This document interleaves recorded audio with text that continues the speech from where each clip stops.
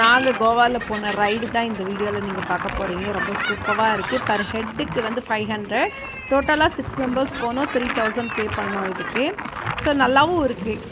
என்னென்னா ரொம்ப ஃபாஸ்ட்டாக போகும்போது உப்பு தண்ணி வாயில் நிறைய படுத்து. அண்ட் லைக் பனானா ரைடும் போயிருந்தோம்.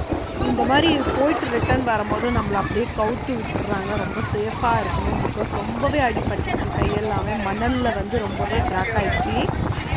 அதே மாதிரி என்னோடய ஃப்ரெண்டு சிஸ்டர் பார்த்திங்கன்னா ஸ்பெக்ஸ் போட்டு வந்தாங்க. தெரியாமல் ஸ்பெக்ஸும் மிஸ் ஆகிடுச்சு. வந்த போட்டு தள்ளி விடுறதுக்கு ஏழுக்கிறதுக்கு முன்னாடி அந்த போட்டை வேறு தள்ளி போய் எங்களுக்கு திருப்பி நிற்கவும் விடாமல் ரொம்பவே ரிஸ்க்காக போயிடுச்சு இந்த ஒரு ரைடு.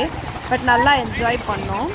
ஸோ நீங்களும் இதெல்லாம் போகும்போது கொஞ்சம் கேர்ஃபுல்லாக இருங்க. வாட்ச் கட்டாதீங்க, கண்ணாடி வளையல் போடாதீங்க, ஸ்பெக்ஸ் போடாதீங்க. ரொம்ப கொஞ்சம் கேர்ஃபுல்லாக வந்து போகும்போது பிஃபோராக பிளான் பண்ணி போங்க.